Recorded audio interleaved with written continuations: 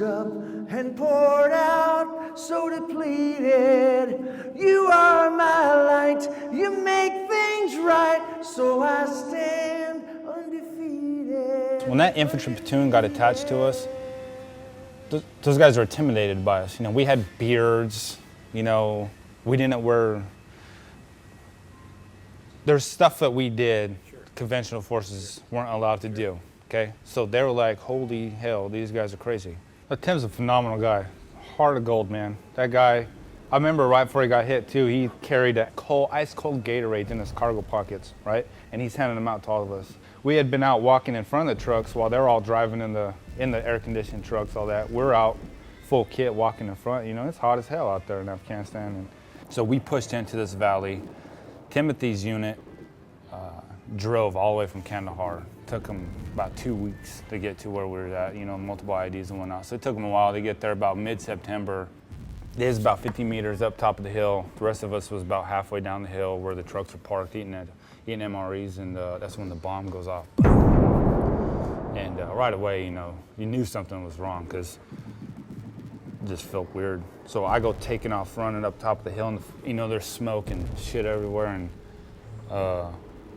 Jim, my captain, was the first guy I came across, and you know, he's bleeding from his face and covered in smoke. And I looked at him, and he was walking, and he comes up. He's like, "Hey, go get ski." So I knew he was okay for the moment, right? So I let him go. Next person I came against was Gundenhauser, and he was sitting down, and he had his damn hole in his throat. So I thought he was pretty bad off, and he started talking. I just did a real quick assessment. He was fine, just a little superficial strap in the wound to his neck and the rest of his face. So I let him go. He was all right. I get to this big ass crater. You know, it's about 4 or 5 foot deep, and Ski was laying in it with, you know, the rest of his legs, what was left of his legs, sticking out. And by this time, I had over 100 medevacs under my belt. I'd seen my fair share of ID guys, so I thought he was dead as shit.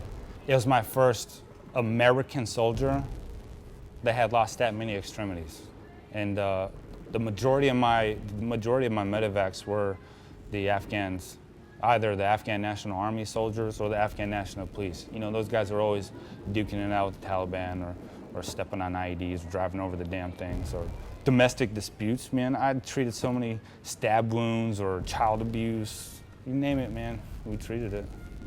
His left shin bone was completely intact, but it was just clean. It was real clean. There's no meat, nothing on it, and it's sticking out. And my first impression looking at him was, you know, he was dead. There's no way he could have survived this ID strike. And I was actually getting ready to leave him and move on to another patient. Now there was 4 total soldiers that got hit up on top of that hill, and so when he started talking to me, it scared the shit out of me. I said, "Hey doc, I think I need a Band-Aid." And he asked me if he was missing his legs. So once I got over that initial shock, realized he was still alive and that, you know, there's something I needed to do, I told him, I was like, yeah, buddy, you know, your legs are gone. Because, you know, one thing is you never want to lie to a patient, you know what I mean? Sure. No matter how hard it is. So I told him his legs were gone, and but I told him, you know, hey, don't worry about it, I'll get you out here. And so the way he was positioned, his legs were, what was left of his legs were sticking straight up at me.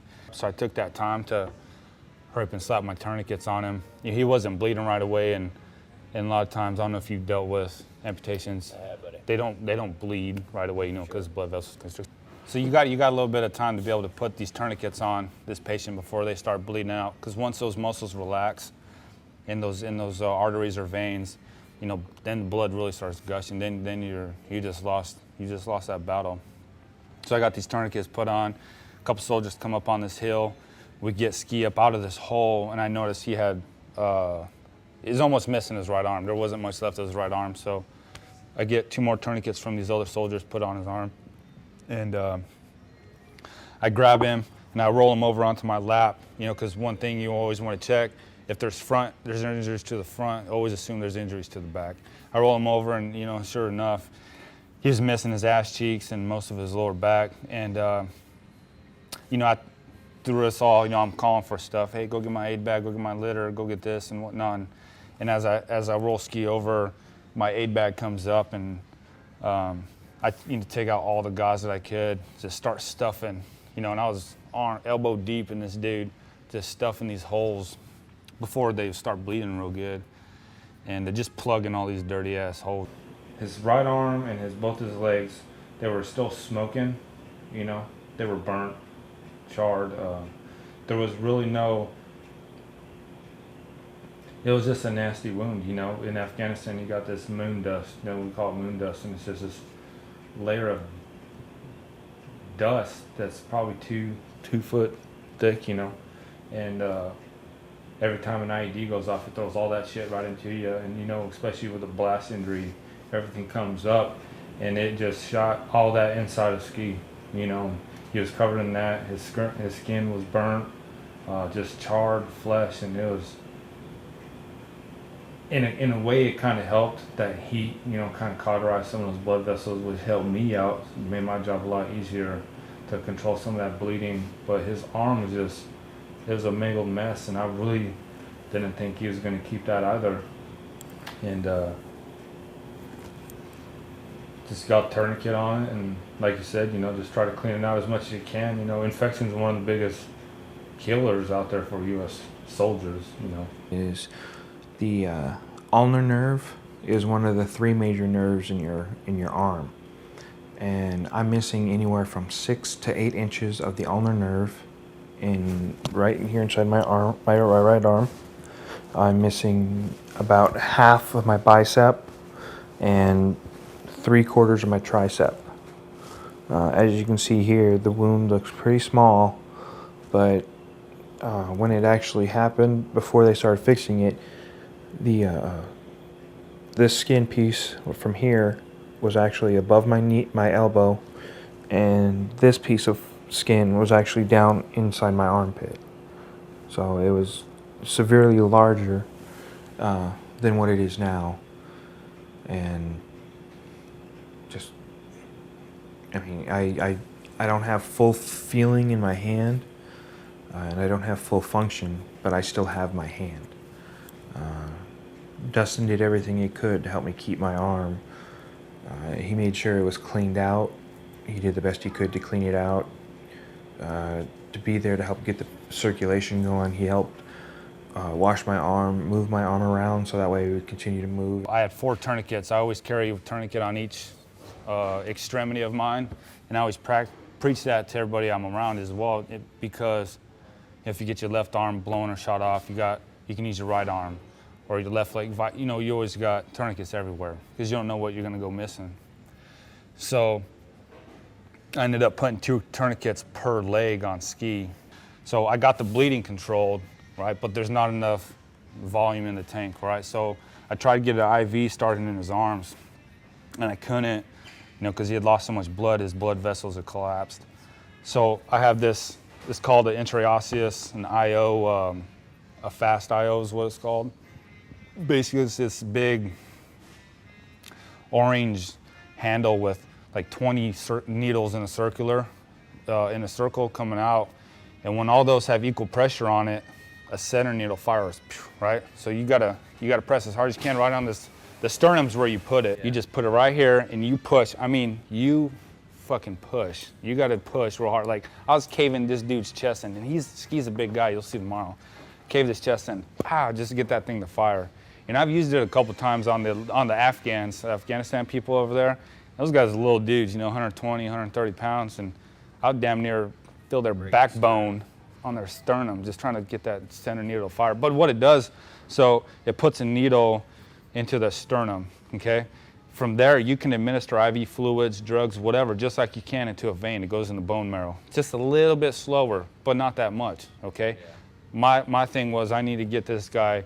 All I had was IV fluids. I don't carry blood out in the field. So once I got the IO in, I took my time and slowed down and got an IV in. And by this time, realization was starting to come back to ski. He was starting to cry for his kids and everything else. And that is one of my biggest things, is hearing soldiers cry for mothers, from pain. That's horrible to me, So one thing I had in my aid bag that I carry an assload of is narcotics. You know, so I'm hitting this kid with morphine, fentanyl lollipops, just trying to narc him out of his freaking misery, you know? Because I honestly didn't think he was gonna make it. So I wanted him to just at least go away easier. I was like falling in and out of consciousness to where they would have to slap me to get me to wake up.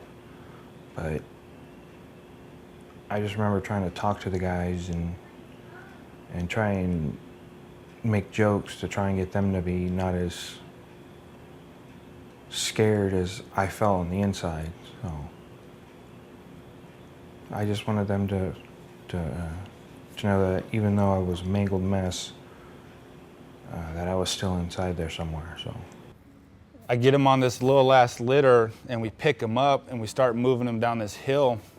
Like I said, you know, his legs are shredded, you know, just shredded. And every time we got to set him down, the chunks of his skin that was left on his legs would get stuck underneath the damn backboard, and we'd set him on it, and he would just scream in pain, you know? It was frustrating as hell, you know? And we ended up moving him about 200 or 300 meters to an actual low ground area to where we can get the medevac birds in. And it took probably an hour before the medevac birds got there, because we were so far out there. I was worried that I wasn't gonna have 2 arms to be able to hold my kids and my wife with. I was worried that if I was hurt this bad, where were the other 3 guys? Are they okay? I would give him his IV fluids till I'd get a radio pulse, and then I'd slow the fluids down, and then once his radio pulse started going away, when he'd start dying again, I'd turn his fluids back up, and it was just a damn roller coaster ride. So the medevac birds got there. Alive for an hour out there before the medevac. Yeah. Unbelievable. By this time, we had another patrol that was about 5 kilometers out doing another mission, and they heard over the radio, and they even saw the explosion, heard it all. They came hauling ass over. And I was like, hey, Paul, I got all these freaking patients and skis this jacked up.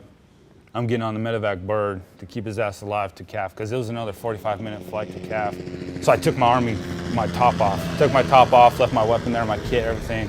So all I had was just my pants, which is covered in blood, this big-ass beard covered in blood. I look like a damn Afghan mountain man. And this big old knife on my side. And, you know, the flight to CAF was horrible, you know, because, you know, Ski was pretty upset, you know what I mean? Hell, I mean, anybody would. I go to walk into the ER, and I get stopped at the damn door. Hey, you got to take that knife off your belt. You can't go in there with your knife. I was kind of pissed off, you know what I mean? Like, seriously? So I was whatever, you know. I gave my knife up, but, you know, better not steal that shit from me.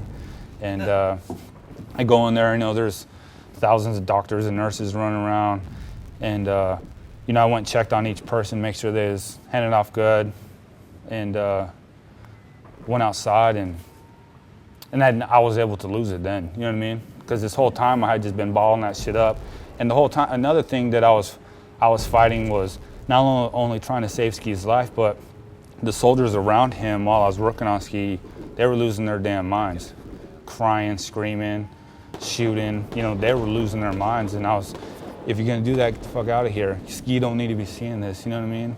Because you gotta put yourself in his shoes, you know, it's like, if you see all that going on around you, how's that gonna make you feel as a patient, you know? And so that's another hard thing of being a medic is, you know, hell yeah, I'm gonna start screaming and crying while I'm trying to work on Ski, but I can't, you know? Trying to be encouraging and honest at the same time, you know, it's hard as hell. So, I mean, he saved my life, and even though he says I don't have to worry about it, but I feel like I owe him my life, and I owe him more than that. And I just feel like I need to live out live my life the best I can, and be there for my boys, and take care of everything I can, and to give back what I can as well. And just in respects of honoring him, and because, I mean, he was just incredible. He never left my side. So why do you keep spending all this time with him, Dustin? He's so ugly, I feel sorry for him, you know. You know, it's just, he doesn't deserve what happened to him, you know.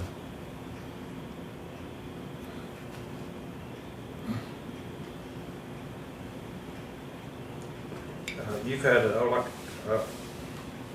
100 medvacs. Yeah, I've had, How does this compare? just knew him on a personal level, you know. Most of the people I treated over there were all local Afghan forces, you know. It's just a face. You know, yeah, you feel sorry for him. Every patient's different, but you know, Ski, what happened to him, being right there, knowing him before he got hit, and then you know, the fact that another soldier had lost his life out there that same day. You know, the fact that just a red-blooded American out there, you know, fighting in this damn war for whatever reason, and it just means so much, you know. Another thing too was once all was said and done, after I left the hilltop that Ski got hit on, we ended up finding over 20 IEDs on that hill. Good God. Yeah, that we stepped on. I dragged Ski over, and none of them went off. I have no freaking idea how that happened. I mean, for me, there's stuff I look back on that I wish I would have done more. You know what I mean? I wish I would have done, like as far as the infections going, that he was having a whole hard time with. I never gave him antibiotics while I was treating him. You know, I had 2 freaking hours. I could have gave him antibiotics. I never did. You know, would that save more of his legs, more of his arms? I don't know. You know, that's one thing I beat myself up pretty good about. But it's the way it goes, man.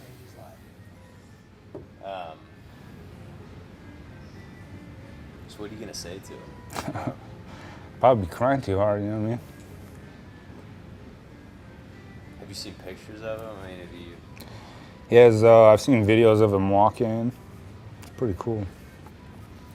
Yeah, I've seen some pictures of him. I have one 6-year-old and a 1-year-old. I mean, my family's been there 110%. I mean, they're all right there for me, and Hey, mother, man, oh yeah. that's an angel So, come down from heaven, bro. and then I've got this guy I talk to all the time on the phone too. So, I mean, every time I start feeling bad and I say, man, I need to call and talk to someone, Dustin's just like already calling me. Or I'll think, hey, I need to give him a call, and next thing you know, like 20 minutes later, here he is giving me a call, and I'm like, man, I was just gonna call you. Yeah, this is a sad story about a soldier getting hurt, you know, but what we ended up accomplishing in that village is a lot more on a happier note, you know what I mean? This is just one bad day. Health clinics. I set up a health clinic out there to get the local people trained a midwife, you know, because childbirth over there is crazy, you know, kids dying all the time, you know, diseases, they just don't know, you know what I mean? So I, you know, got midwives actually to go to Kandahar, to go to school, to get trained up as a professional midwife, to come back. Because me, you know, there was one time a man brought his wife to me. She was bleeding like crazy. She was in labor, she was bleeding. And he brought her to me and wanted me to help her, but he wouldn't let me look at her, right? So my first reaction is like, all right, get the hell out of here, you know? If you're gonna be that ignorant, but that's where, you know, being special forces, there's other ways around it, right? So I couldn't push him away because then that would piss him off, whatever. So we had this female with this combat camera chick. No idea about anything else except for photography. And so I go up to her, I'm like, hey, this is gonna be weird, but I need you to help me deliver a kid, right? And I'm gonna be out in the hallway, you're gonna be in the room, my eyes, and you tell me what you see, and I'll tell you what to do. And shit went flawless and delivered a healthy little girl, you know what I mean? But she was freaked the hell out. It was like 6 o'clock in the morning, she didn't know what was going on. We raised our right hand and we volunteered. I mean, we knew this job had risks. I mean, we knew from the beginning, before we even put our arms up, and swore that we would do anything we needed. But it's just a price we pay for having such, I can't think of the word.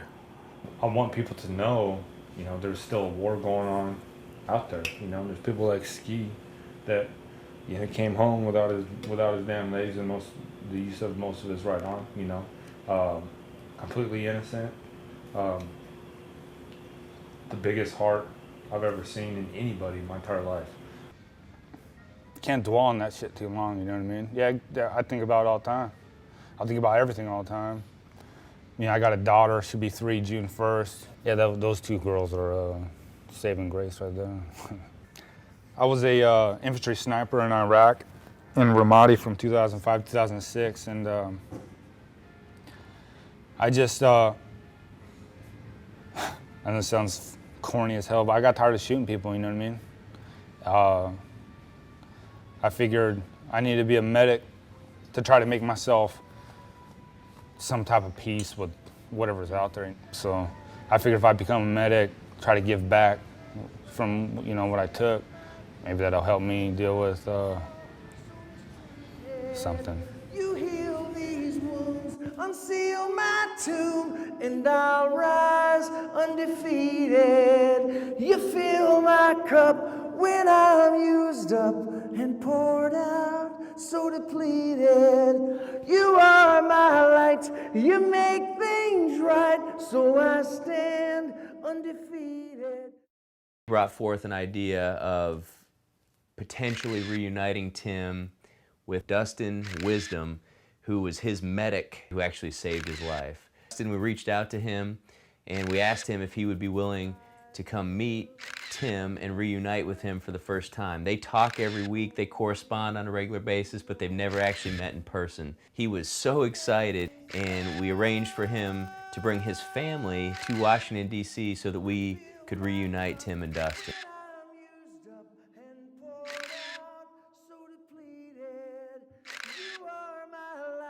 You make things right, so I stand undefeated.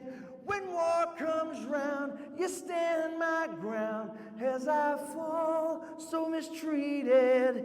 Through so much rain, you keep me sane, and I remain undefeated, undefeated. You heal these wounds, unseal my tomb, and I'll rise undefeated.